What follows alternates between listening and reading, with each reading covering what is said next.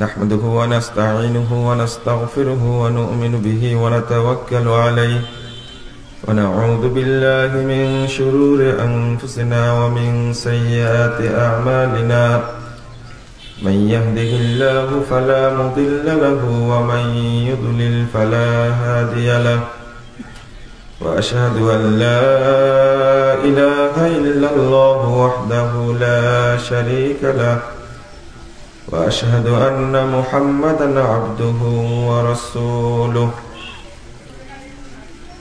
أما بعد فإن خير الحديث كتاب الله وخير الهدي هدي محمد صلى الله عليه وسلم وشر الأمور محدثاتها وكل محدثة بدعة وكل بدعة ضلالة وكل ضلالة في النار فقد قال الله تعالى في كلامه المجيد والفرقان الحميد أعوذ بالله من الشيطان الرجيم يؤتي الحكمة من يشاء ومن يؤت الحكمة فقد أوتي خيرا كثيرا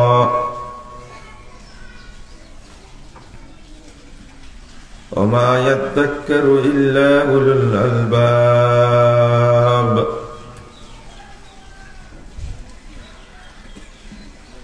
عن معاوية رضي الله عنه قال قال رسول الله صلى الله عليه وسلم من يرد الله به خيرا يفقه في الدين رواه البخاري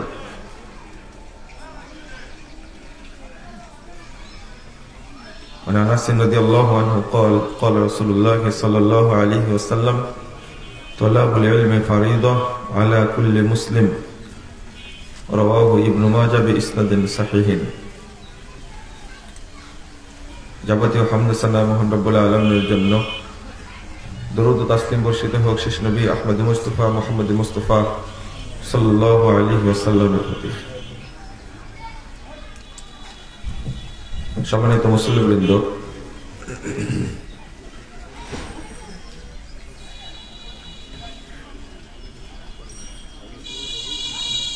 দ্বীনি ইলম কেন শিক্ষা করবেন,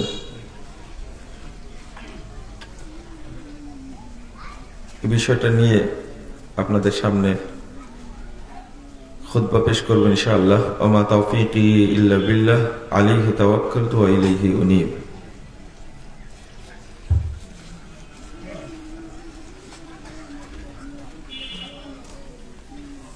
দ্বীনের জ্ঞান অর্জন করা আল্লাহ রাব্বুল আলামিন যে আমাদের উপরে ফরজ করেছেন, এই অনুভূতি, এই বুঝটা আমাদের মধ্যে নেই। যদিও আল্লাহ রাব্বুল আলামিন প্রথম যে বাক্যটি নাজিল করেছেন মুহাম্মদ সাল্লাল্লাহু আলাইহি ওয়াসাল্লামের উপরে পৃথিবীবাসীর জন্য, সেটা ছিল ইকরা বিসমি রাব্বিকাল্লাযী খালাক। ইকরা মানে কি? পড়ো।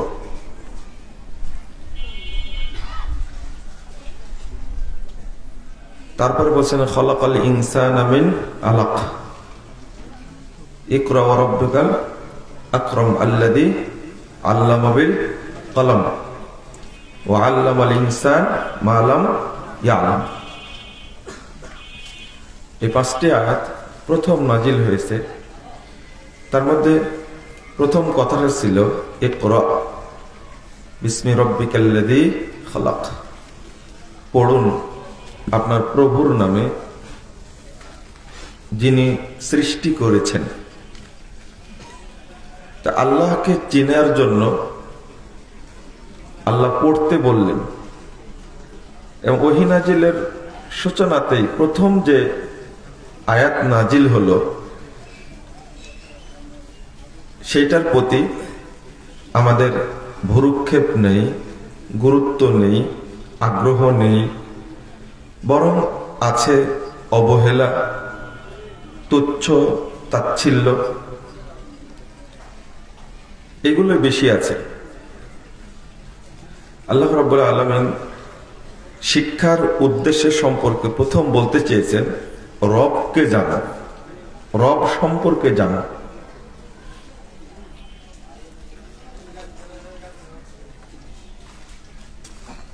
সূরা মুহাম্মদ 19 নম্বর আয়াতে বলছেন ফাআলাম আন্নাহু লা ইলাহা ইল্লাল্লাহ।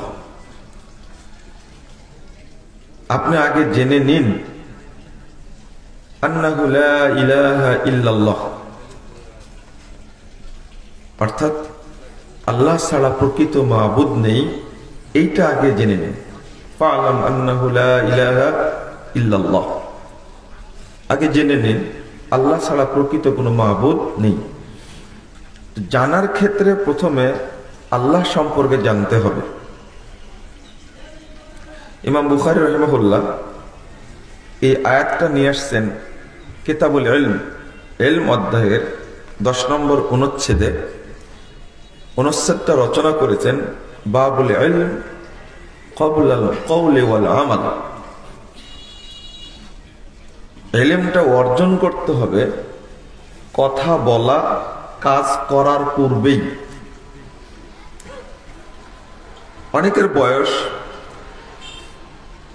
60 বছর, 70 বছর, 50 বছর, 40 বছর হয়ে গেছে, ইবাদত করে ইলম ছাড়াই,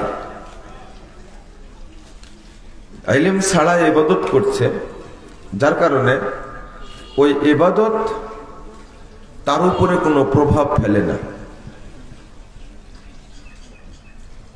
সালাতে দাঁড়িয়ে আল্লাহুম্মা বাঈদ বাইনি ওয়া বাইনা খাতায়ায়া কামা বা'আদতা বাইনাল মাশরিকি ওয়াল মাগরিব পড়ি, তোতা পাখির মতো পড়ে যাই, কিন্তু এর অর্থ বুঝি না।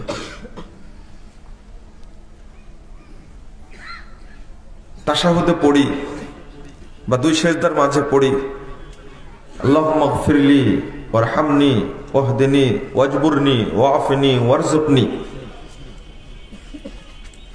কয়টা কথা? আল্লাহুম্মা গফিরলি ওয়ারহামনি ওয়াহদিনি ওয়াজবুরনি ওয়াআফিনি ওয়ারযুকনি। একই সঙ্গে 6টি বিষয় আল্লাহর কাছে চাচ্ছি, কিন্তু কি চাচ্ছি আমরা জানি না। আল্লাহুম্মা গফিরলি, হে আল্লাহ আপনি আমাকে ক্ষমা করুন। ওয়ারহামনি, আপনি আমার উপর রহম করুন। ওয়াফিনি, আমার অবস্থা সংশোধন করুন। ওয়াজবুরনি, আমার যত ক্ষতি হয়েছে ক্ষতিগুলো পূরণ করে দিন। ওয়াহদিনি, আমাকে হেদায়েত দান করুন। ওয়ারযুকনি, আমাকে রুজি দান করুন। বাকি থাকলে কোনটা চাইতে? আর সবই তো হয়ে গেল। অত প্রতিদিন প্রত্যেক রাকাতে 2 বার করে পড়ছি, 1 বার করে পড়ছি 2 সেজদার মাঝে, তাহলে 4 রাকাতে আমি কয়বার পড়ছি? এটা 4 বার পড়ছি, অথচ অর্থ জানি না। না জানার কারণে এই বাক্যগুলো যে আল্লাহকে বলবো আগ্রহ তৈরি হয় না। বয়স 40, 60, 50 হয়ে গেছে, এর স্বাদটা এখনো গ্রহণ করতে পারিনি। মানে ওই শিক্ষাটা আমরা নিতে পারিনি, এটা আমাদের জন্য বড় দুর্ভাগ্য। আল্লাহুম্মা বাঈদ বাইনি ওয়া বাইনা খাতায়া, হে আল্লাহ বাঈদ, আপনি দূরে করে দিন। বাইনি ওয়া বাইনা খাতায়া, আমার মাঝে এবং আমার যত পাপ আছে সমস্ত পাপের মাঝে এত দূরত্ব সৃষ্টি করুন, বাইনাল মাশরিকি ওয়াল মাগরিব, যেমন পূর্ব থেকে পশ্চিম দূরে, ঠিক আমার থেকে আমার পাপকে অত দূরে করে দিন। এর প্রথম বাক্যটাই, কিন্তু অর্থটা আমরা জানি না। কি বলছি আর কি পড়ছি? অন্তত ফরজিয়াত, যেগুলো আমাদের উপরে ফরজ, ওয়াজিবাত, যেগুলো আমাদের উপরে ওয়াজিব, যেগুলো পালন করাটা জরুরি, সেইগুলো সম্পর্কে জানাটা আমাদের উপরে কি ফরজ। আমরা যেটা মনে করি যে ইকরা বিসমি রাব্বিকাল্লাযী খালাক, এটা নাজিল হয়েছে এই মক্তবের পোলাপানকে পড়ানোর জন্য। আমাদের বিশ্বাস হয়ে গেছে এমনটা। আমরা মনে করি যারা এই যে দারুত তাওহীদ সালাফিয়া মাদ্রাসা নরসিংদী, এখানে যারা দরিদ্র, অসহায়, দুস্থ, এতিম, গৃহহীন, বাস্তুভিটাহীন যারা পড়তে এসেছে, তাদের জন্য নাজিল হয়েছে ইকরা বিসমি রাব্বিকাল্লাযী খালাক। এরাই মানুষ, আর বাকিগুলো মানুষের বাহিরে। খলাকাল ইনসানা মিন আলাক, মানে তারা মনে করে এরাই মানুষ। ইনসান, ইনসান মানে কি? ইনসান মানে কি? মানুষ। যারা কলেজে পড়ে, স্কুলে পড়ে, বিশ্ববিদ্যালয়ে পড়ে, তারা মানুষের বাহিরে, তাই না? না, তারা মানুষ। তারাও যদি মানুষ হয়, ইকরা বিসমি রাব্বিকাল্লাযী খালাক এটা শুধু কেমনে টুপিওয়ালাদের জন্য হয়ে গেল এটা? তবে আলহামদুলিল্লাহ, এই টুপিওয়ালা, আলেম, দাড়িওয়ালা, ইমাম, খতিব, তারা যে মানুষ, আলহামদুলিল্লাহ, এটা শুকরিয়া আদায় করি। যদি কোনো ব্যক্তি এটা যদি না বুঝে, তাহলে মানুষ থেকেও বিচ্ছিন্ন হয়ে গেল। আর মানুষকে আল্লাহ সবচেয়ে সম্মানিত করেছেন এবং মর্যাদা দান করেছেন, এবং ফেরেশতাদের চেয়েও মর্যাদা বেশি। তাহলে তারা মানুষের অন্তর্ভুক্ত না। ফালাম আন্নাহু লা ইলাহা ইল্লাল্লাহ, জেনে নিন যে আল্লাহ ছাড়া প্রকৃত কোনো মাবুদ নেই। এই আয়াতটা শুধু মক্তবের জন্য, যারা মাদ্রাসায় পড়ে তাদের জন্য, তাই না? সবার জন্য। সবার জন্য যদি হয়, তাহলে এই আয়াতের উপরে আমল করলাম না কেন? এক নম্বর, ইকরা বিসমি রাব্বিকাল্লাযী খালাক, এই আয়াতটা অধিকার আছে না? আপনার উপরে এই আয়াতটার দাবি আছে। এই আয়াতটাই যদি আপনাকে বলে কিয়ামতের মাঠে, তুমি আমার হক আদায় করোনি, উত্তরটা কি দিবেন? এই মসজিদটা, এটা উদাহরণ দিয়ে বুঝে, এই মসজিদটার হক আছে না? হক কি? আপনি এই মসজিদে এসে কি করবেন? সালাত আদায় করবেন। এই মসজিদই কাল কিয়ামতের মাঠে আপনার বিরুদ্ধে সাক্ষী দেবে, ও আমার হক আদায় করেনি। আল্লাহ তোমার শ্রেষ্ঠ জায়গা ছিল মসজিদ, সবচেয়ে পবিত্র, কিন্তু এই জায়গাতে সে আসেনি, আপনার বিরুদ্ধে সাক্ষী হিসাবে দাঁড়িয়ে যাবে কিয়ামতের মাঠে। শুধু একটা কথা যদি বলে আমার হকটা সে আদায় করেনি, আপনার জবাব কি? কোরআনের আয়াত অটো আপনার বিরুদ্ধে। সহিহ মুসলিম 556 নম্বর হাদিস, প্রথম খণ্ডের 118 এসেছে, আল কোরআন হুজ্জাতুল লাক আও আলাইক, কোরআন তোমার পক্ষে সাক্ষী দিবে অথবা তোমার বিপক্ষে সাক্ষী দিবে। তো এই আয়াতটা যদি জিজ্ঞেস করে যে তুমি আমার হক আদায় করেছো, উত্তর কি দিবেন? উত্তর নাই। ফালাম আন্নাহু লা ইলাহা ইল্লাল্লাহ, এই আয়াতটি যদি আল্লাহকে অভিযোগ করে যে এই আয়াতের হকটা আদায় করেনি, মানে আল্লাহ বললেন যে তাওহীদ সম্পর্কে জানো, তুমি জানলে না তাওহীদ সম্পর্কে, কিছু জানাই নেই, উত্তর কি হবে? তাহলে এই আয়াতের হকটা আমরা আদায় কেউ করছি না। করছে কিছু মানুষ, কিন্তু তাদেরকে আমরা তুচ্ছ তাচ্ছিল্য করি। 224 নম্বর হাদিস, ইবনে মাজার মধ্যে এসেছে রাসূলুল্লাহ সাল্লাল্লাহু আলাইহি ওয়াসাল্লাম বলছেন, তলাবুল ইলমি ফারিদাহ আলা কুল্লি মুসলিম, প্রত্যেক মুসলিম নর নারীর উপরে ইলম তলব করা, ইলম শিক্ষা করা হলো ফরজ। আলেম হওয়া প্রত্যেকের উপরে ফরজ না। কি? ইলম শিক্ষা করা ফরজ। আলেম হওয়ার জন্য বলেননি সবাইকে। ৭১ নম্বর হাদিস সহিহ বুখারীর মধ্যে এসেছে, মাইয়ুরিদিল্লাহু বিহি খায়রা ইউফাক্কিহু ফিদ্দীন, যার আল্লাহ কল্যাণ চান আল্লাহ তাকে প্রভূত জ্ঞান দান করেন, অর্থাৎ ইউফাক্কিহু ফিদ্দীন, দ্বীনের জ্ঞান দান করেন তাকে। তো এই হাদিস থেকে বোঝা যাচ্ছে যে দ্বীনের আলেম ফকিহ এইটা আলাদা বিষয়, আর প্রত্যেকের উপরে ইলম শিক্ষা করা এটা আলাদা বিষয়, ফরজ। মানে ইবাদত গুলো করতে যে ইলম দরকার, এই ইলমটা অর্জন করা নর নারী উভয়ের উপরে কি ফরজ। আমি কি বুঝাতে পারলাম? যেমন তাওহীদের জ্ঞান অর্জন করা সবার জন্য কি ফরজ। এক। ২ নম্বর, সালাত একটা শ্রেষ্ঠ ইবাদত। সালাতটা যেন যথাযথভাবে সুন্দরভাবে আদায় করতে পারেন, সালাতের বিধিবিধান হুকুমগুলো জানা কি ফরজ। ওযু করবেন, ওযু সম্পর্কে বিধিবিধান জানা আমার উপরে কি ফরজ। আচ্ছা, ওযু শুধু টুপি আলাদের জন্য না, শুধু রিকশাওয়ালাদের জন্য? বিধানেরও ভাগ আছে।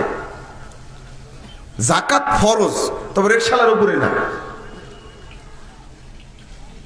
হজ ফরজ, কিন্তু ভ্যান চালকের উপরে না, যার সামর্থ্য আছে তার উপরে ফরজ। এবার মনে হয় বুঝেছেন। কিন্তু যিনি হজ করতে যাবেন তার উপরে হজ্জের আহকাম সম্পর্কে জানা হলো ফরজ। কিন্তু যে যেমন ঈমান, আকীদা, ঈমান সম্পর্কে জানা যেমন একজন সর্বোচ্চ ধনী লোকের উপরে ফরজ, তেমনি রিকশাওয়ালার উপরে ফরজ। এটা আকীদার বিষয়। কিসের বিষয়? আকীদার বিষয়। তো আমি তো জানি না আমানতু বিল্লাহি ওয়া মালাইকাতিহি ওয়া কুতুবিহি ওয়া রুসুলিহি ওয়াল ইয়াউমিল আখির ওয়াল কদরি খায়রিহি ওয়া শাররিহি মিনাল্লাহি তাআলা, এই যে কথাটা বললাম, এই 6টি বিষয়ের প্রতি ঈমান আনা, এটা কি ভাগ করা আছে? রিকশাওয়ালার উপরে না, এটা ভ্যান চালকের উপরে না, এটা ব্যবসায়ীরা, আলেমরা ঈমান আনবে। ঈমান আনাটা সবার উপরে কি ফরজ। তো এই জ্ঞানটা অর্জন করা কি সবার উপরে ফরজ। ঈমান সম্পর্কে জানি না, তাওহীদ সম্পর্কে জানি না, তাহলে হকটা আদায় করলাম না। এই জন্য তলাবুল ইলমি ফারিদা আলা কুল্লি মুসলিম, যে ইবাদতগুলো করাটা আপনার উপরে জরুরি, সেইগুলো সম্পর্কে জ্ঞান অর্জন করা আমার উপরে, আপনার উপরে কি ফরজ। এটা আমি বুঝাতে চাচ্ছি।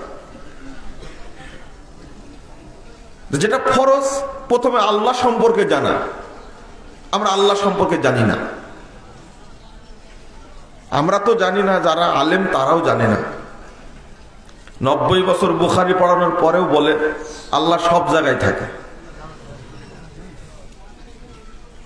50-60 বছর মুসলিম পড়ানোর পরেও বলে যে আল্লাহ নিরাকার।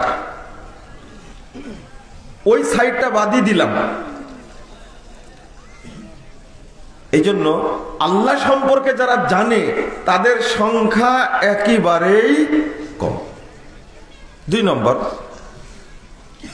যে বিধানগুলো আমল করা ফরজ ওয়াজিব, সেইগুলো সম্পর্কে সবার জানার কথা যেখানে, সেখানেও আমরা জিরো। বললাম যে আমি বললাম কথাটা, আল্লাহুম্মা জাআলনি মিনাত তাওয়াবিন ওয়া জাআলনি মিনাল মুতাত্তাহিরিন। কিসের দোয়া এটা? ওযুর পরের দোয়া, তাই না? যদি বলি যে অর্থ বলেন তো, আমরা কেউ জানি না। আল্লাহুম্মা জাআলনি মিনাত তাওয়াবিন, আল্লাহ যাদের তুমি তওবা কবুল করেছো, তুমি আমাকে তাদের অন্তর্ভুক্ত করে নাও। যারা তওবা কবুল করেছেন, যাদের তওবা আল্লাহ কবুল করেছেন, আমি দোয়া করেছি তাদের মধ্যে অন্তর্ভুক্ত করে নাও।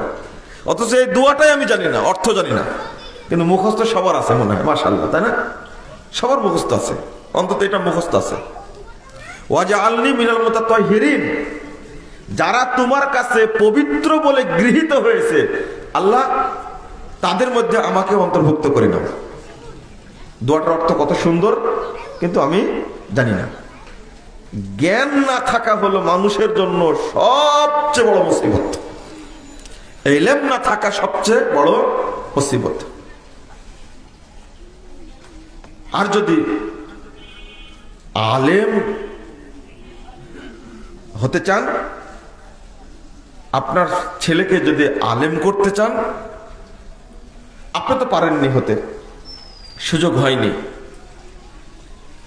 তাহলে আপনাকে আপনার সব কিছু দিয়ে বিনিয়োগ করতে হবে ইলমের জন্য। প্রত্যেক সন্তানকে যদি আপনি আলেম করতে চান, যেটা আগে ছিল, আলহামদুলিল্লাহ, তারা চেয়েছেন আমার সবচেয়ে ভালো সন্তানটা সবচেয়ে বড় আলেম হবে, কিন্তু আমরা এই জিনিসটা চাই না।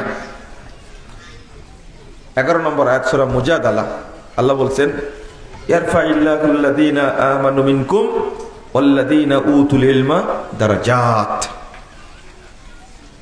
আল্লাহ যারা ঈমান এনেছে তাদের এবং যাদেরকে ইলম দেওয়া হয়েছে তাদের মর্যাদা অনেক গুণে বৃদ্ধি করে দিয়েছে। যারা ইলম শিক্ষা করছে, যারা আলেম হওয়ার চেষ্টা করে, যারা আলেম, ইলম কিন্তু দেওয়া হয়, ডিগ্রি প্রচেষ্টা করে অর্জন করা যায়, টাকা দিয়ে ঘুষ দিয়ে অর্জন করা যায়। অনেকে বোর্ড স্ট্যান্ড করে, খুব পরিশ্রম করে পড়ে এটা সম্ভব। অনেকে ফার্স্ট ক্লাস ফার্স্ট, সব ফার্স্ট ক্লাস ফার্স্ট, সে এসএসসিতে বোর্ড স্ট্যান্ড করেছে, এইচএসসিতে বোর্ড স্ট্যান্ড করেছে, অনার্সে গিয়ে ফ্যাকাল্টি ফার্স্ট হয়েছে, ইউনিভার্সিটি ফার্স্ট হয়েছে, মাস্টার্সে গিয়ে ইউনিভার্সিটি ফার্স্ট হয়েছে, তার প্রচেষ্টার গুণে ডিগ্রি অর্জন করেছে। কিন্তু এরকম বহু ফার্স্ট ক্লাস ফার্স্ট, তার মধ্যে এলএম নেই। কারণ হলো এলএম প্রচেষ্টা করে অর্জন করা যায় না, প্রচেষ্টা হলো মাধ্যম মাত্র, কিন্তু দেন এলএম কে? আল্লাহ। এই জন্য উতুল ইলম, ইলম দেওয়া হয়। ইমাম শাফি রাহিমাহুল্লাহ বলছেন, আল ইলমু নূরুন ইলাইহি, নূর, ইলমটা হলো নূর, জ্যোতি আল্লাহর পক্ষ থেকে, যাকে আল্লাহ দেন তিনি অর্জন করেন। সব জায়গায় দেওয়া হয় বলা হয়েছে, যাকে ফেল মাজহুল বলে, এটা চেয়ে নিতে হয়। যেমন আমি বলছি, আল্লাহুম্মা ইন্নী আসআলুকা ইলমান নাফিআ, আল্লাহ আপনার কাছে আমি উপকারী ইলম চাচ্ছি। তাহলে ইলমটা চেয়ে নিতে হয়, আলেম হওয়ার জন্য ইলমটা চাইতে হয়। 269 নম্বর আয়াত সূরা বাকারা, আল্লাহ বলছেন, ইউতিল হিকমা মাইয়াশা, আল্লাহ যাকে ইচ্ছা তাকে দ্বীনের বুঝ জ্ঞান দান করেন। ওয়ামাইয়ুতাল হিকমা, আবার বলছেন যাকে দেওয়া হয়, ফাকাদ উতিয়া খায়রান কাসীরা, তাকে প্রভূত কল্যাণ দান করা হয়। মানে যাকে ইলম দেওয়া হয়, আল্লাহর পক্ষ থেকে যিনি ইলম পান, আল্লাহ তাকে যাবতীয় কল্যাণ দান করেন। খুব কম মানুষ আছে যে দরিদ্র বড় আলেম হয়েছেন। যেমন ইমাম আহমদ বিন হাম্বল রাহিমাহুল্লাহ খুব বড় পরিবারের সন্তান, কিন্তু মুহাদ্দিস হিসাবে মানে ইলম অর্জন করতে গিয়ে সবই শেষ করে দিয়েছেন, জীবন কাটিয়েছেন খুব কষ্টে। কিন্তু যত সম্পদ বাপের পক্ষ থেকে পেয়েছিলেন সম্পদ ব্যয় করার কারণে, ইলমের জন্য সব বিলিয়ে দেওয়ার কারণে ইমাম আহমদ বিন হাম্বল রাহিমাহুল্লাহ 10 লক্ষ হাদিসের হাফেজ হয়ে গেছে। 10 লক্ষ হাদিসের হাফেজ। তো আল্লাহ রাব্বুল আলামিন দান করেন ফাকাদ উতিয়া খায়রান কাসীরা। এই যে 10 লক্ষ হাদিসের হাফেজ হয়ে গেছেন, এটা কি কল্যাণ না? আল্লাহর পক্ষ থেকে বড় রহমত না? খায়রান কাসীরা। এই কল্যাণটা আমরা উপলব্ধি করি না। আমরা মনে করি বড় বড় ফ্যাক্টরির মালিক হব, বড় বড় ইন্ডাস্ট্রির মালিক হব, এটাই হলো কল্যাণ। আমার আন্তর্জাতিক বিশ্বে ব্যবসা থাকবে না। কত ব্যবসায়ী মারা গেছে, 2-1 বছর নাম নিয়েছে আর নাম নেই না। কিন্তু ইমাম আহমদ বিন হাম্বল রাহিমাহুল্লাহ তিনি পৃথিবী থেকে চলে গেছেন, কিন্তু মানুষের মধ্যে জীবিত এখনো আছে। এটাই তো খায়রান কাসীরা। আমি যতবার নাম বলছি ততবার কি রহিমাহুল্লাহ বলছি না? পৃথিবীতে যত বাদশা মারা গেছে শুধু নাম বলা হয়, কিন্তু রহমতুল্লাহ আলাই বলা হয় না। পৃথিবীতে যত ব্যবসায়ী মারা গেছে নাম নেওয়া হয়, কিন্তু রহমতুল্লাহ আলাই বলা হয় না। কিন্তু এত বড় বড় ইমাম আলেম মারা গেছেন, সারা পৃথিবীর মুসলিমরা তাদের শ্রদ্ধা করে, নাম নেওয়ার সময় বলে কি অন্তর রহমতুল্লাহ আলাই বলে, রাহিমাহুল্লাহ বলে, আল্লাহ তার উপর রহম করুক। এটা শ্রদ্ধার সাথে নাম নেয়। এটাই তো হলো ফাকাদ উতিয়া খায়রান কাসীরা। এরপর আল্লাহ বলছেন ওয়ামা ইয়াযাক্কারু ইল্লা উলুল আলবাব। জ্ঞানীরা ছাড়া এটা কেউ বুঝে না, কেবল আলেমরাই বুঝে। যাকে ইলম দেওয়া হয়েছে, দিয়েছে আল্লাহ, সেই বুঝে। ইলমটা পাওয়ার পরে সে কত কৃতজ্ঞ যে আল্লাহ এই সম্পর্কে আমাকে ইলম দান করেছেন। আলেমরাই কৃতজ্ঞ। সূরা ফাতির 28 নম্বর আয়াতে আল্লাহ বলছেন এই জন্যই ইন্নামা ইয়াখশাল্লাহা মিন ইবাদিহিল উলামা। আল্লাহকে যারা প্রকৃত ভালোবাসে তারা আলেমরাই ভালোবাসে। আল্লাহকে যারা ভয় করে তারা আলেমরাই। ইন্নামা, কেবল আলেমরাই আল্লাহকে সবচেয়ে বেশি ভয় করে। মানে ইলম আল্লাহ তাদেরকে দেন, আর সেই জন্যই আল্লাহকে তারা বেশি ভয় করে। আলেমরা, আমার উস্তাদ বদিউজ্জামান, আল্লাহ তাকে জান্নাতুল ফেরদাউস দান করুক, তিনি বলতেন যে আল্লাহর দাবি হলো আমি যে কি গুণের আল্লাহ তা আলেমরাই জানে। আল্লাহর যে সিফাত, আল্লাহর যে মর্যাদা, এটা কেবল আলেমরাই জানে। আমি কিন্তু পেট পূজারি, বেদাতি, ব্যবসায়ী আলেমের কথা বলছি না। কথা বুঝেছেন? সবার মধ্যে ভালো মন্দ আছে। তো যারা প্রকৃত আলেম তারাই কেবল আল্লাহকে চিনে। তাদের মর্যাদা তো অনেক বেশি। যখন আপনি একটা বাচ্চাকে মাদ্রাসায় দিচ্ছেন, তখন আপনার মাথায় একটু চিন্তা হওয়া উচিত। 2699 নম্বর হাদিস সহিহ মুসলিমের মধ্যে এসেছে, রাসূলুল্লাহ সাল্লাল্লাহু আলাইহি ওয়াসাল্লাম বলছেন মান সালাকা তরিকান ইয়ালতামিসু ফীহি ইলমা সাহালাল্লাহু লাহু বিহি তরিকান ইলাল জান্নাহ। যে ব্যক্তি ইলম অন্বেষণের জন্য বের হলো, আল্লাহ রাব্বুল আলামিন তার জন্য জান্নাতের পথকে সোজা করে দিলেন, সহজ করে দিলেন। মানে যে ব্যক্তি ইলম অন্বেষণের জন্য বের হলো, আল্লাহ তার জন্য কি জান্নাতের পথকে সহজ করে দিলেন। ও জান্নাতের পথে চলতে থাকলো।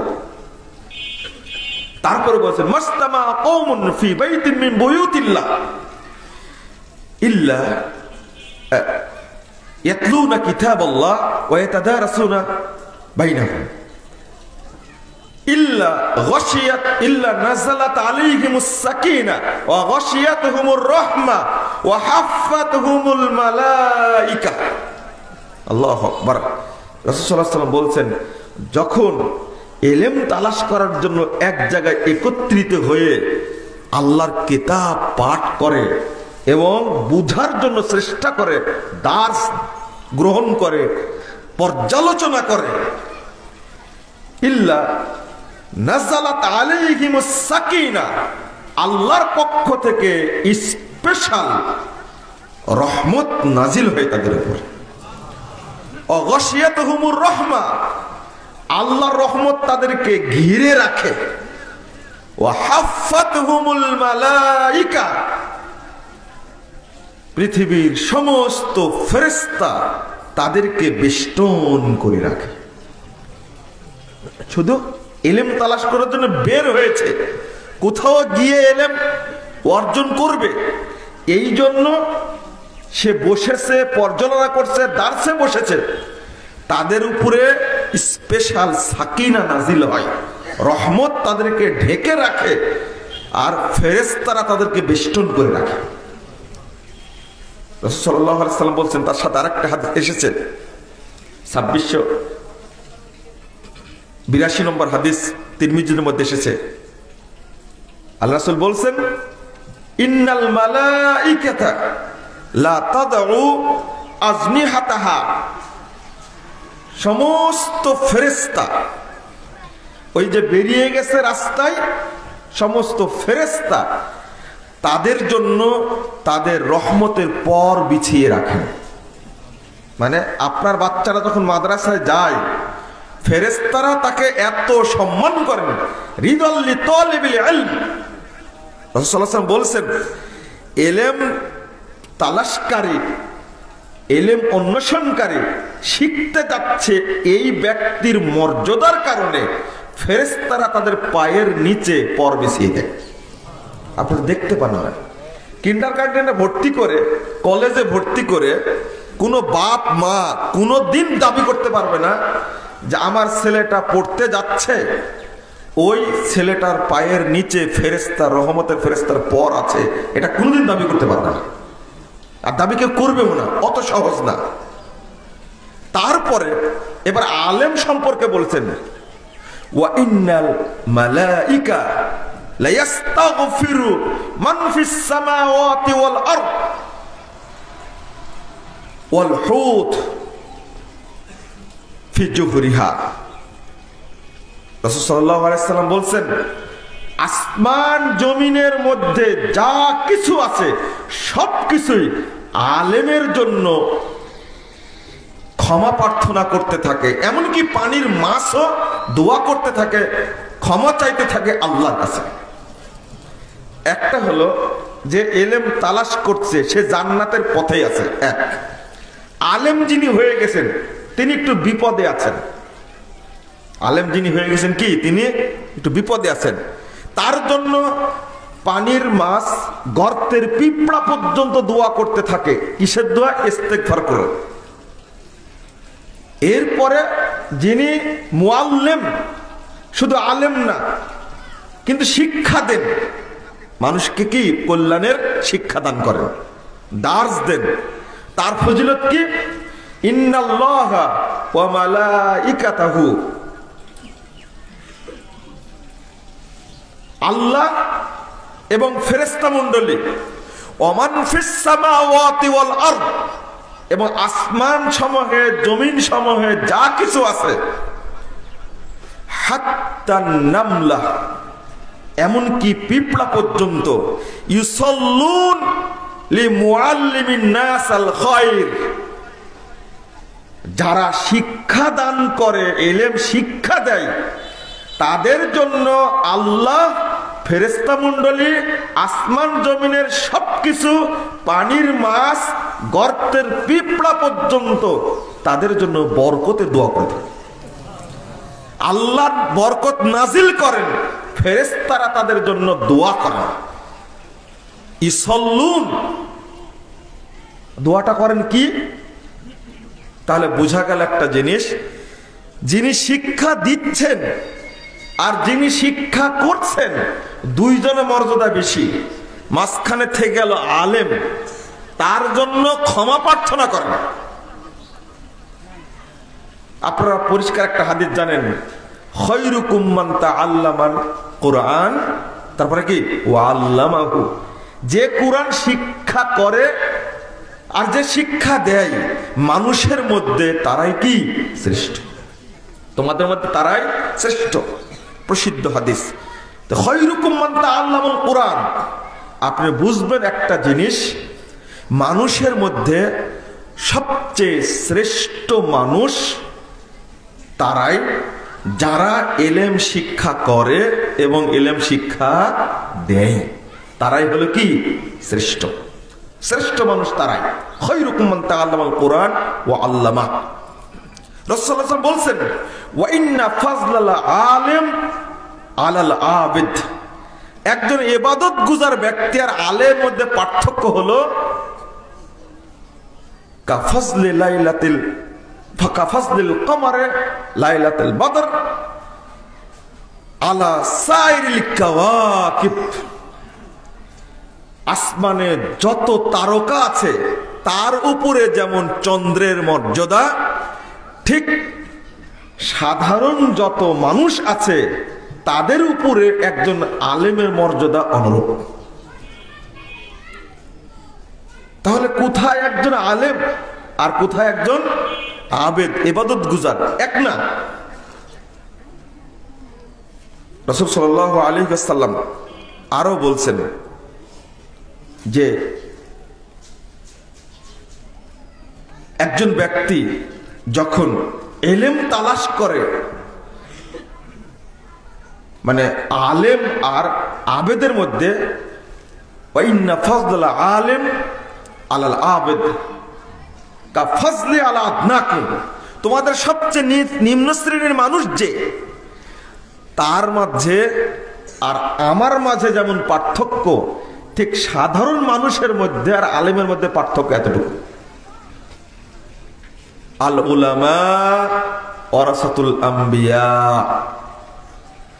রাসূল সাল্লাল্লাহু আলাইহি ওয়াসাল্লাম বলছেন আলেমরাই কেবল নবীদের ওয়ারিস, আলেমরাই কেবল নবীদের ওয়ারিস।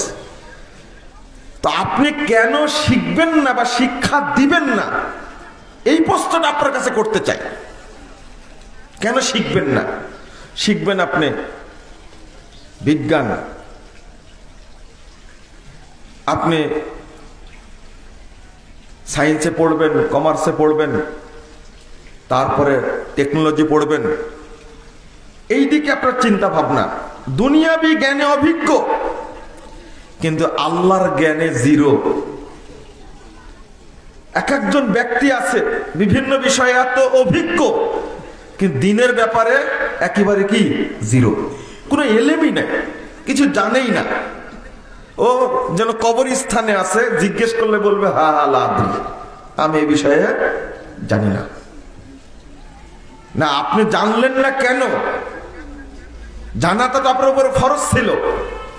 2 নম্বর, সবচেয়ে ভালো ছেলেটাকে আপনি ইঞ্জিনিয়ার বানাচ্ছেন, সবচেয়ে ভালো ছেলেটাকে আপনি ডাক্তার বানাচ্ছেন, সবচেয়ে ভালো ছেলেটাকে আপনি কমার্সে পড়াচ্ছেন যে বড় একজন কি হবে, ব্যবসায়ী হবে।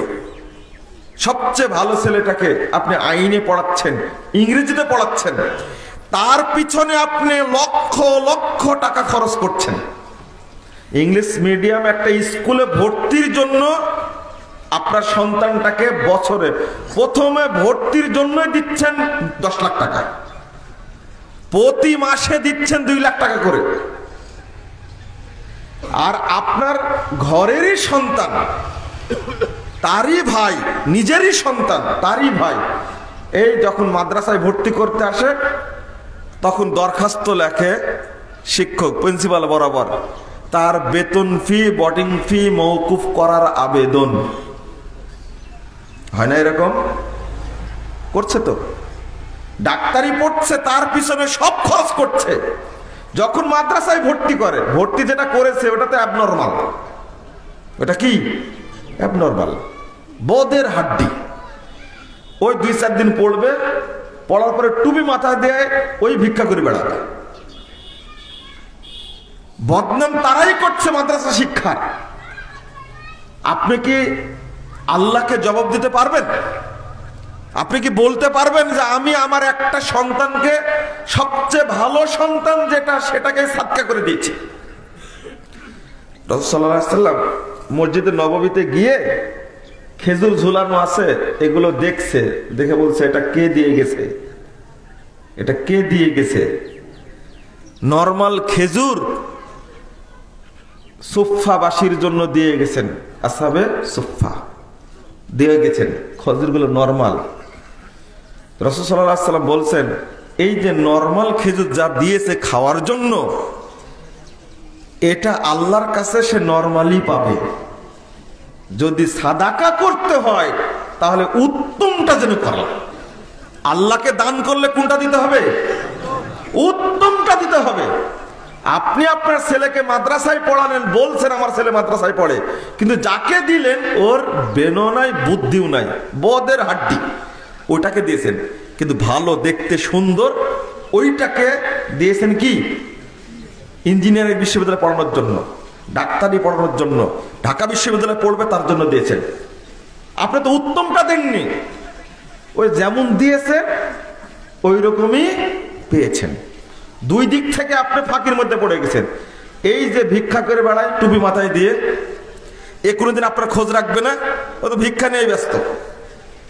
আর এক শ্রেণীর ডাক্তার আর ইঞ্জিনিয়ার, ও তো সেনাবাহিনীর বড় অফিসার, বুড়া হয়ে গেছেন, ও আপনার খোঁজই রাখবে না। ওই বেটার বউ আপনাকে দেখলেই বলবে বুড়াটা কেন আসছে, আর আপনি কিছু করতে পারবেন না। এই যে কয়েকদিন আগের ঘটনা, এত বড়, আল্লাহ আমাকে মাফ করুক, বক্তব্যটা উনি শুনে ফেলবেন, কিন্তু এরপরে বলছি, বড় চাকরিধারে গ্রামের মানুষ, বাপ চলে আসছে ঢাকায়, ঢাকায় চলে এসে রাজশাহী থেকে ঢাকায় এসেছে, আসার পরে অফিসে চলে গেছে, কিন্তু তার পায়ের জুতাটা হলো অক্ষয়। অক্ষয় বুঝেন? এটা কি কি বলেন আপনারা এটাকে? প্লাস্টিকের, যেটা ক্ষয় নাই। ও 10 বছর পড়লে কিছু হবে না, ওই প্লাস্টিকের জুতা। আর এই শীতের মধ্যে যে পোশাকটা গায়ে দেওয়ার দরকার ছিল, একটা চাদর পরে, চাদরটা ময়লা, মাথার চুলগুলো এলোমেলো, অফিসের সামনে এসে হাজির। এটা দেখে বেটা সাথে সাথে বের হয়ে বাপকে নিয়ে একটা হোটেলে গেছে। হোটেলে যাওয়ার পরে এবার বাপের জন্য কি কি দরকার এইগুলো কিনতে গেছে। বাপ বেটাকে ফোন দিয়ে পাচ্ছে না, বলছে আসছি আসছি, দেরি হয়ে গেছে। মানে তার ইচ্ছা খুব সুন্দর একটা স্যান্ডেল কিনবে, জুতা কিনবে, জামা কিনবে, ভালো একটা ব্যাগ কিনবে, এই নিয়ে বেটার বউয়ের কাছে নিয়ে যাবে, বাসায় নিয়ে যাবে। একে তো অফিসে এসে ইজ্জতটা নষ্ট করেছে, বাড়িতে গিয়ে যে ইজ্জত যেন নষ্ট না হয়, বাজার করতে গেছে। বাপ সুন্দর করে, তুমি বাজারই করো। হোটেল থেকে একাকে বেরিয়ে সোজা আবার রাজশাহী চলে গেছে। মানে এত বড় একজন মানে সরকারি কর্মকর্তা,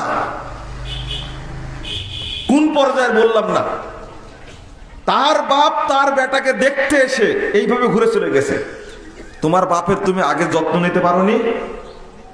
বাপ শখ করে আসছে, কি নিয়ে আসছে? বেটার বাড়িতে আসবে, কি নিয়ে আসবে বলেন? কি নিয়ে আসছে? মা ভক্তি করে ছেলের জন্য বাড়িতে তৈরি করা সিম, চিনেন সিম? সিম কি সবজি? এই সবজি ব্যাগে করে নিয়ে আসছে। আর নিয়ে আসছে লাউ, কি লাউ নিয়ে আসছে, কদু নিয়ে আসছে, গ্রাম থেকে নিজের বাড়ির নিয়ে আসছে। এইগুলো বেটা কি করেছে? ফেলে দিয়েছে। এইগুলো বাড়িতে নিয়ে গেলে আমার ইজ্জত থাকবে না। এটা বাজার করে আমার লোকেরা, আমি যদি টেনে নিয়ে যাই, বাপ যে নিয়ে আসছে এটা কি শুধু সিম, এটা কি শুধু লাউ, এর মধ্যে যে বাপ মায়ের দোয়া নিহিত আছে সে ওটা জানে না, ফেলে দিয়েছে। এইটা হলো অবস্থা। আপনি এই শিক্ষা দিয়ে কি করলেন? হ্যাঁ, শিক্ষা দিয়েছেন, গুণও পাবেন আপনি।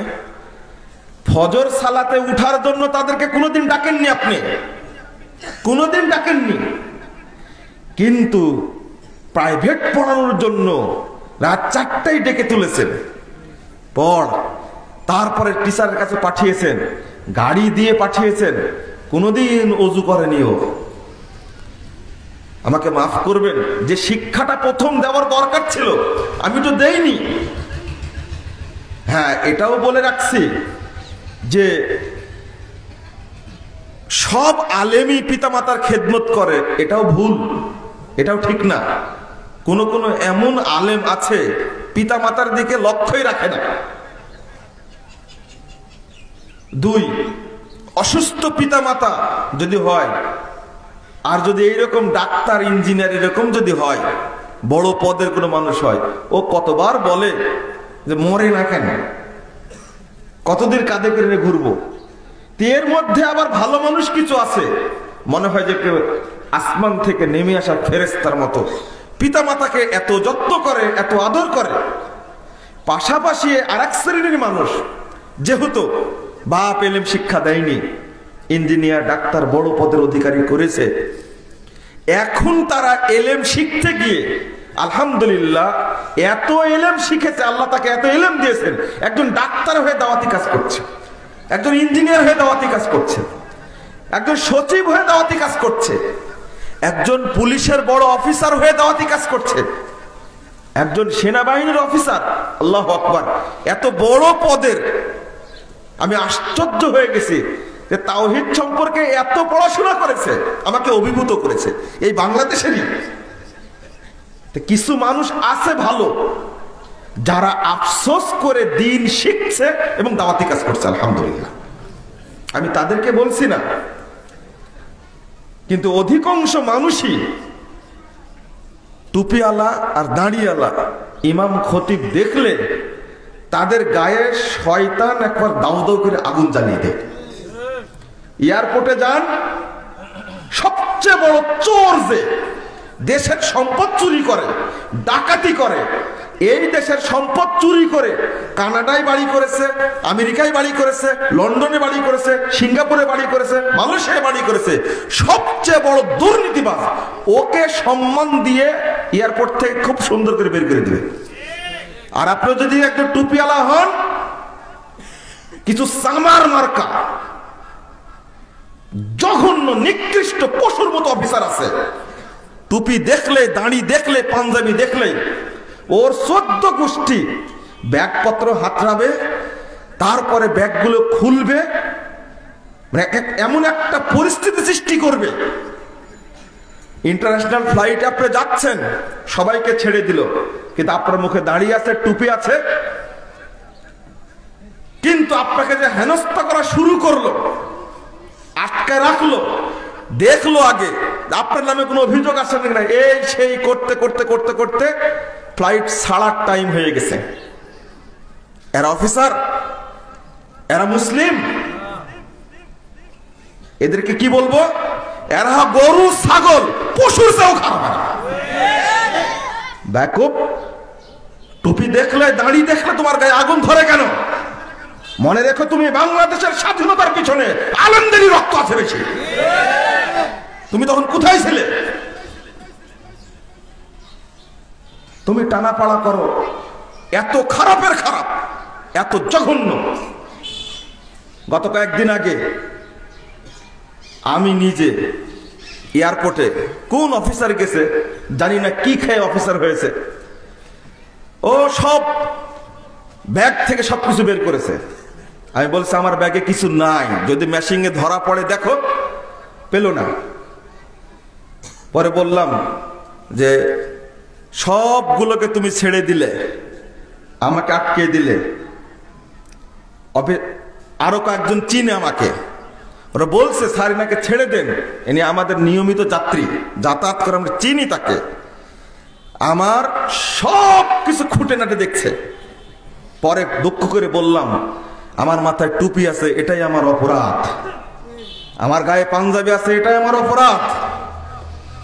দুনিয়াতে তোমার প্রতিশোধ নিতে পারবো না, তবে কাল কিয়ামতের মাঠে তোমার বিরুদ্ধে প্রতিশোধ নিব আমি ইনশাআল্লাহ।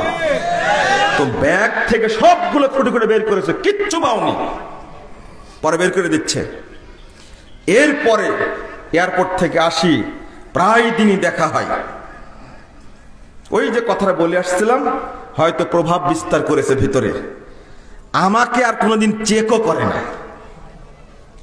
একজন মহিলা আমাকে বলছে কানে কানে, বলছে স্যার সেদিন যে একটা কাজ হয়ে গেছে আমরা লজ্জিত, তবে উনিও লজ্জিত। আমি বলেছি আমার মাথায় টুপি, মুখে দাড়ি, গায়ে পাঞ্জাবি, এটাই হলো সবচেয়ে বড় অপরাধ। কত চোর চুরটা বাংলাদেশের অর্থ সম্পদ চুরি করছে, মানুষ হত্যা করছে, সন্ত্রাসী করছে, টনকে টন ইয়াবা উৎপাদন করে ছেলে মেয়ে ছাত্র ছাত্রীর মেধা নষ্ট করছে। এই সমস্ত চোর চুরটা বাটপাতদের বিরুদ্ধে তোমরা অভিযান চালাতে পারো না। তোমরা চালাও আলেমুল আমাদের প্রতি এই ঘৃণা কেন? তুমি কি মায়ের সন্তান না? আমি বিশ্বাস করি তোমার মাও ভালো, তোমার বাপও ভালো, তুমি হয়েছে বদের হাড্ডি। আগে এলেম শিক্ষা করো। তোমার বিয়ে পড়ানোর সময় আলেম লাগছিল, তুমি জানো না? তুমি এইরকম কেন, এইরকম চরিত্র হয়েছে কেন? বন্ধুরা আমার, ওইদিকে না গিয়ে আমি আপনাদের বলি যে সবাই এরকম খারাপ ওটা বলছি না, অধিকাংশই খারাপ সেটাই বলছি। কারণ দিন শিক্ষা না থাকার কারণে অবস্থাটা এরকম হয়েছে। আমি বলেছি আপনি সাদাকা করুন আল্লাহকে শ্রেষ্ঠ সন্তানটা, তাহলে আপনার সন্তানের মাধ্যমে আলোকিত হবে দেশ, সারা পৃথিবী আলোকিত হবে। দেখুন সাহাবীদের মধ্যে সম্ভ্রান্ত পরিবারের সন্তানকে আলেম হয়নি? নাম শুনেছেন? সবচেয়ে হাদিস বেশি মুখস্থ ছিল কার? আবু হুরায়রা রাদিয়াল্লাহু আনহু, দরিদ্র মানুষ। কিন্তু সবচেয়ে হাদিস বেশি বর্ণনা করেছেন কে? আব্দুল্লাহ ইবনে আমর। রাসূল সাল্লাল্লাহু আলাইহি সাল্লাম যে যাদের কয়েকজনের সাথে পরামর্শ করতেন গোপনে, সর্বোচ্চ পরিষদ আল্লাহ রাসূলের ছিল, তার সদস্য ছিলেন যিনি আমর ইবনুল আস, আব্দুল্লাহ ইবনে আমর, আব্দুল্লাহ ইবনে আমর ইবনে আস রাদিয়াল্লাহু আনহু। এত জ্ঞানী মানুষ ছিলেন। 3646 নম্বর হাদিস মুস্তাদরাক হাকিমের মধ্যে এসেছে। তিনি হাদিস লিখে রাখতেন। এত বড় পরিবারের সন্তান হাদিস মুখস্থ করেছেন, হাদিস লিখে রেখেছেন, সবচেয়ে শিক্ষিত মানুষ। আবু হুরায়রা রাদিয়াল্লাহু আনহু বলছেন, যদি আমি লিখতে জানতাম তবে আব্দুল্লাহ ইবনে আমর রাদিয়াল্লাহু আনহুর চেয়ে আমি বেশি হাদিস বর্ণনাকারী হতাম, কিন্তু আমি লিখতে জানতাম না। তাহলে বোঝা যাচ্ছে সবচেয়ে বেশি হাদিস বর্ণনা করেছেন কে? আব্দুল্লাহ ইবনে আমর রাদিয়াল্লাহু আনহু। জুয়ামা তাকে বলা হয়, সর্বোচ্চ পরিষদের একজন, এত ধনী মানুষ। তিনি ইসলাম গ্রহণ করে ইলম অন্বেষণ করেছেন। আপনি দেখুন, ইমাম বুখারী রাহিমাহুল্লাহর কথা শুনুন, ইমাম মালিক রাহিমাহুল্লাহর কথা শুনুন, ইমাম আহমদ বিন হাম্বল রাহিমাহুল্লাহর কথা শুনুন। ইমাম আহমদ বিন হাম্বল রাহিমাহুল্লাহর মা ইমাম আহমদ রাহিমাহুল্লাহ, তিনি 70 বছর বয়সে হাদিস দার্স দিতেন, তখনও মায়ের কথা বলছেন। বাপ আগেই মারা গেছে, পেটে থাকতেই বাপ মারা গেছে। 10 লক্ষ হাদিসের হাফেজ এমনি হয়েছে, মা যত সম্পদ ছিল সবই ছেলের পিছনে ব্যয় করেছে, সব ব্যয় করেছে। আল্লাহু আকবার। তিনি বলছেন, ফজরের টাইমে মা আমাকে জাগিয়ে দিতেন, গরম পানি করে ওযু করে দিতেন, মসজিদে নিয়ে যেতেন, দুপুর পর্যন্ত মসজিদে বসে থাকতেন, আর আমি পড়তাম। 10 বছর বয়সে কোরআনের হাফেজ হয়ে গেছে। আহমদ বিন হাম্বল রাহিমাহুল্লাহ এত পরিশ্রম করেছেন। তারই ছাত্র ইমাম বুখারী, যখন 1 বছর বয়স বাপ মারা গেছেন। ইমাম বুখারী রাহিমাহুল্লাহর বাপ ইসমাইল তিনি জগৎ বিখ্যাত একজন ধনী মানুষ ছিলেন, কিন্তু এত সম্পদ আলা মানুষ, তার মা ইমাম বুখারীর মা সম্পদগুলো সব বিলিয়ে দিয়েছেন ইমাম বুখারীর উপরে। 3 বছর বয়সে চলে গেছেন মক্কায়। আফগানিস্তান থেকে মক্কায় 3 বছর বয়সে এই বাচ্চাকে কোলে নিয়ে চলে গেছেন জিয়ারত করার জন্য মক্কায়। যে ছেলেটা কাবা ঘর জিয়ারত করুক, তাকে আলেম বানাবে। 7 বছর বয়স হওয়ার আগে 6 বছর বয়স অন্ধ হয়ে গেছেন। মা কাঁদতে কাঁদতে কাঁদতে মায়ের কথা আল্লাহ শুনলেন, দোয়া কবুল করলেন। একবারে জাই নামাজ ভিজে যেত কাঁদতে কাঁদতে। হঠাৎ একদিন ইব্রাহিম আলাইহিস সালামকে স্বপ্ন দেখছেন। ইব্রাহিম আলাইহিস সালাম বলছেন, তোমার কাঁদার কারণে তোমার দোয়া আল্লাহ কবুল করেছেন, তোমার সন্তানের দৃষ্টি আল্লাহ ফিরিয়ে দিয়েছেন। ফজরের সালাতের টাইমে গিয়ে ছেলে মোহাম্মদকে ডাকছেন, মোহাম্মদ বিন ইসমাইল আল বুখারী মোহাম্মদকে ডাকছেন। ছেলে ঘুম থেকে জেগেই চোখ খুলে মাকে দেখতে গিয়ে মাকে জড়িয়ে ধরেছেন। ইমাম বুখারী রাহিমাহুল্লাহ 7 বছর বয়সে কোরআনের হাফেজ হয়ে গেছে। 16 বছর বয়সে বের করে দিলেন বাড়ি থেকে, হাদিস সংগ্রহের জন্য বেরিয়ে যাও। 1 সফরে 14,500 কিলোমিটার ভ্রমণ করেছেন। 14,500।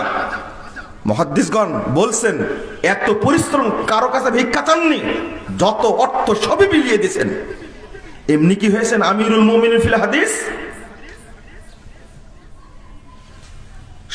প্রত্যেকটা স্থান হিসাব করে দেখেছেন। ইমাম বুখারী রাহিমাহুল্লাহ তিনি ইলমের জন্য ভ্রমণ করতে করতে প্রায় 56,000 কিলোমিটার রাস্তা ভ্রমণ করেছেন। তিনি হিসাব করে দেখেছেন 1 সফরে 14,500 কিলোমিটার রাস্তা ভ্রমণ করেছেন, সব নিজস্ব অর্থে। এই জন্য আল্লাহ তাকে এত বড় কি করেছেন, আলেম তৈরি করেছেন, মুহাদ্দিস তৈরি করেছেন। 7 লক্ষ হাদিসের হাফেজ ছিলেন ইমাম আবু দাউদ রাহিমাহুল্লাহ। আমি আর যাব না, মাদেরকে বলবো, যারা মা আপনাদেরকে বলবো, ভালো সন্তানটা মাদ্রাসায় দেন, আলেম বানান, সব সম্পদ তার প্রতি বিনিয়োগ করেন। ওইটাই সাদকা, ওইটার জন্যই আল্লাহ আপনাকে জান্নাত দান করবেন। একটা হাফেজ তৈরি করেন, একটা হাফেজ তৈরি করলে কাল কিয়ামতের মাঠে হাফেজের পিতামাতারই সবচেয়ে বড় ফজিলত। প্রথম পোশাক পরানো হবে কাকে? কাকে? ইব্রাহিম আলাইহিস সালামকে। কিন্তু সাধারণ মানুষদের মধ্যে কোরআনের হাফেজের বাপ মাকে আল্লাহ রাব্বুল আলামিন এত 2টা সুন্দর পোশাক পরাবেন, সারা পৃথিবী বিক্রি করলে ওই পোশাক কিনা যাবে না। তাহলে এত সম্মান দিবেন। হাফেজ থাকবে, তাকেই বলা হবে তুমি জান্নাতে কোন জায়গায় থাকবে বাছাই করে নাও। বন্ধুরা আবার এইরকম মর্যাদা বহু মায়ের আছে। ইমাম ইবনে তাইমিয়া জগৎ বিখ্যাত মুজাদ্দিদ, এত বড় মুজাদ্দিদ পৃথিবীতে আর আসেনি, কিন্তু তার মা তাকে এমন ভাবে গঠন করেছেন। ইমাম ইবনে তাইমিয়া রাহিমাহুল্লাহ এত বড় পণ্ডিত মানুষ, আল্লাহু আকবার। তার বাপ তার পিছনে সব অর্থ ব্যয় করেছেন ইলম অন্বেষণের জন্য, কিন্তু আমি কি ব্যয় করি না। মাদ্রাসায় গিয়ে দরখাস্ত লিখে মওকুফ করা হোক, ডাক্তার ইঞ্জিনিয়ার বানানোর জন্য সব খরচ করছেন, কিন্তু আল্লাহর জন্য 1 টাকা সাদাকা করেন না। লা হাওলা ওয়ালা কুওয়াতা ইল্লা বিল্লাহ। আল্লাহ যেন আমাদেরকে এই সমস্ত ছোট মন থেকে হেফাজত করেন। আল্লাহ যেন আমাদেরকে ইলম শিক্ষা করার জন্য তৌফিক দান করেন। ছেলেদের জন্য দ্বীনি ইলম আলেম বানানোর আল্লাহ যেন তৌফিক দান করেন। যদি না বানাতে পারি আমরা, তাহলে আল্লাহর কাছে আমরা জবাব দিতে পারবো না। আপনি মনে করছেন এটা ফকিরি বিদ্যা, আপনাকে কে বলেছে ফকিরি বিদ্যা? এটা মাত্র এই 60-70 বছরে এটাকে ফকিরি বিদ্যা করা হয়েছে। আব্দুল্লাহ আল কাফি, আল্লামা আব্দুল্লাহ কাফি আল কুরাইশি, তিনি ফকির ছিলেন। মাওলানা আকরাম খাঁ ফকির ছিলেন। মাওলানা ভাসানী ফকির ছিলেন। এটা একটা বড় সংস্কৃতি অপসংস্কৃতির সবক। বাংলাদেশে যত নাটক সিনেমা তৈরি হয়, এইগুলো দেখে হলো বড় পরিবারের সন্তান। আর নাটক সিনেমার মধ্যে সবচেয়ে খারাপ চরিত্র যে এই যারা সিনেমা তৈরি করে, নাটক তৈরি করে, কনসার্ট তৈরি করে, এই শয়তানগুলো সবচেয়ে খারাপ চরিত্রের ওই লোকটাকে বানায় টুপিওয়ালার দাঁড়িয়ালা। এটা দেখে বড় পরিবারের সন্তান তারা মাদ্রাসায় পড়তে চায় না। মাদ্রাসায় পড়লে চুরি করে বেড়ায়, ডাকাতি করে বেড়ায়, টুপি মাথাতে সব অপকর্ম করে। এটার কারণে এটা হয়েছে। কিন্তু আগের বাপ মা, আজ থেকে 50-60 বছর আগে তাদের বাপ মা ভালো সন্তানটাকে মাদ্রাসায় দিয়েছেন।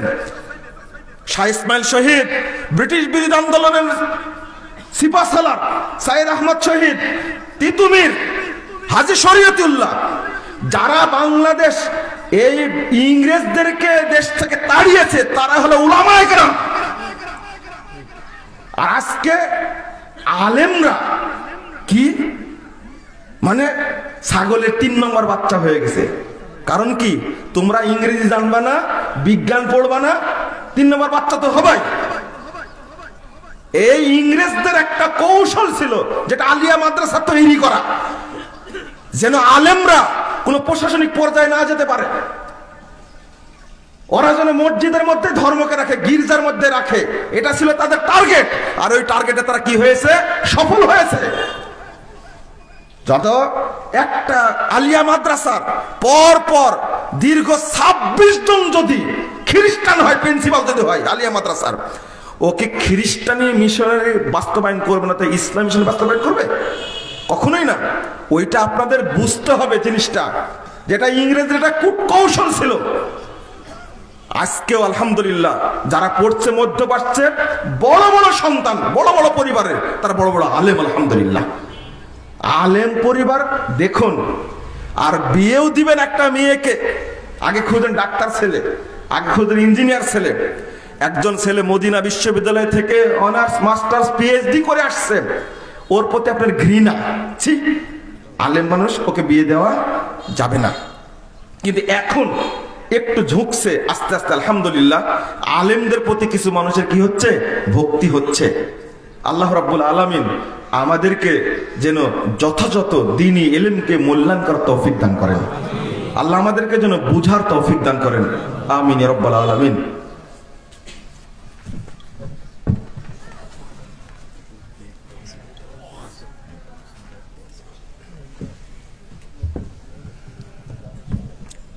আলহামদুলিল্লাহি ওয়াহদা ওয়াসসালাতু ওয়াসসালামু আলা মান লা নাবিয়্যা বা'দা। আল্লাহুম্মা সাল্লি আলা মুহাম্মাদিন ওয়া আলা আলি মুহাম্মাদ কামা সাল্লাইতা আলা ইব্রাহিম ওয়া আলা আলি ইব্রাহিম ইন্নাকা হামিদুম মাজিদ। আল্লাহুম্মা বারিক আলা মুহাম্মাদিন ওয়া আলা আলি মুহাম্মাদ কামা বারাকতা আলা ইব্রাহিম ওয়া আলা আলি ইব্রাহিম ইন্নাকা হামিদুম মাজিদ। সম্মানিত মুসল্লিবৃন্দ, দারুত তাওহীদ সালাফে মাদ্রাসা নরসিংদীর উদ্যোগে আজকে সম্মেলন, তার আলোকেই আজকে খুতবার আগ থেকে প্রোগ্রামটা শুরু হয়েছে। আমি আপনাদের সামনে আলহামদুলিল্লাহ খুতবা প্রদান করলাম। আপনারা দারুত তাওহীদ সালাফিয়া মাদ্রাসার জন্য দোয়া করবেন, আল্লাহ যেন এটাকে কবুল করে নেন। আমাদের আলহামদুলিল্লাহ বাদল ভাইয়ের যিনি প্রতিষ্ঠাতা, তার অন্তরটা আল্লাহ বড় করে দিয়েছেন আলহামদুলিল্লাহ। তিনি আমাকে সুসংবাদ শুনিয়েছেন, এই রাস্তার পূর্ব পার্শ্বে যে জায়গাটা আছে মনে হয় প্রায় 18 বিঘা, তার ইচ্ছা আছে ভবিষ্যতে এই জায়গাটা একটা ইউনিভার্সিটির জন্য দিয়ে দেওয়ার চিন্তা ভাবনা আছে। আলহামদুলিল্লাহ এটা একটা বড় সুসংবাদ আপনাদের জন্য, আল্লাহ যেন এটা কবুল করেন। আপনারা সবাই যার যতটুকু সাধ্য ততটুকু এই প্রতিষ্ঠানের জন্য সহযোগিতা করবেন, যেটা আগেও বলেছি আবারও আপনাদের বলছি, আল্লাহর ওয়াস্তে সহযোগিতা করবেন। আমি তত্ত্বাবধান করে থাকি, আপনাদের এলাকায় আমি আসি, যখন ডাকে তখনই আসি। আমিও চাচ্ছি মানসিকভাবে এখানে একটা দ্বীনি ইলমের মার্কাজ হিসাবে যেন আল্লাহ এটাকে কবুল করে নেন। এখান থেকে যেন বড় বড় আলেম বের হয়। সব প্রতিষ্ঠানগুলো ব্যবসায়ী প্রতিষ্ঠান, বাচ্চা কাচ্চাদের ব্যবসায়ী প্রতিষ্ঠান না, মাদ্রাসার নামে ব্যবসায়ী প্রতিষ্ঠান খুলে বসে আছে না? আগে ওয়াদা করা নিছে বাদল ভাইকে, আপনি বলেন আগে যে এই মাদ্রাসা থেকে আপনি ব্যবসা করবেন কিনা। যদি ব্যবসা করেন, ভর্তির সময় লাগে কয় লাখ টাকা? 1 লাখ টাকা। প্রতি মাসে 50,000 টাকা বেতন, এটা কি ব্যবসা না? ওখান থেকে কোনো আলেম তৈরি হয় না, এই ক্লাস 5 পর্যন্ত শেষ, কিন্তু ব্যবসাটা আগে করে নাই। এই মাদ্রাসা ব্যবসায়ী না, এই মাদ্রাসা দ্বীনি আলেম তৈরি করার মার্কাজ। এটা আল্লাহ যেন এটা কবুল করে, আমিন। আপনারা জুমার দিন দোয়া করবেন, আর যার যতটুকু সহযোগিতা করার সাধ্য আছে এই প্রতিষ্ঠানের জন্য আল্লাহর রাস্তে সহযোগিতা করবেন। এটা আবেদন জানানো আপনাদের। বাচ্চাদের হাতে ব্যাগ আছে, আপনারা সালাতের পরে হোক আগে হোক আপনারা দেওয়ার চেষ্টা করবেন, যেন আপনার অর্থ থেকে আল্লাহ বরকত দান করে, আর এখানে যেন বড় একটা ইলমের মার্কাজ তৈরি হয়। আল্লাহ তুমি কবুল করো, আল্লাহুম্মা আমিন। اللهم اغفر لنا وللمؤمنين والمؤمنات والمسلمين والمسلمات والأحياء والأموات. اللهم أعز الإسلام والمسلمين، اللهم أعز الإسلام والمسلمين وانصر عساكر الموحدين. اللهم انصر من نصر دين محمد صلى الله عليه وسلم وجعل منهم، واخذل من خذل دين محمد صلى الله عليه وسلم ولا تجعل منهم. اللهم عن الكفرة والفجرة والمبتدع واليهود والنصارى والمشركين. اللهم عن الكفرة والفجرة والمبتدع واليهود والنصارى والمشركين. اللهم شكك شملهم ومسك جمعهم وخرب بنيانهم ودمر ديارهم وانزل بهم بأسك الذي لا ترده للقوم المجرمين. ربنا آتنا في الدنيا حسنة وفي الآخرة حسنة وقنا عذاب النار. ربنا فاغفر لنا ذنوبنا وكفر عنا سيئاتنا وتوفنا مع الأبرار. ربنا آتنا في الدنيا حسنة وفي الآخرة حسنة وقنا عذاب النار. ربنا تقبل منا إنك أنت السميع العليم وتب علينا إنك أنت التواب الرحيم. وصلى الله على النبي. कलमा तैयब, पहला कलमा तैयब, तैयब माने पाक, तैयब माने पाक, ला इलाहा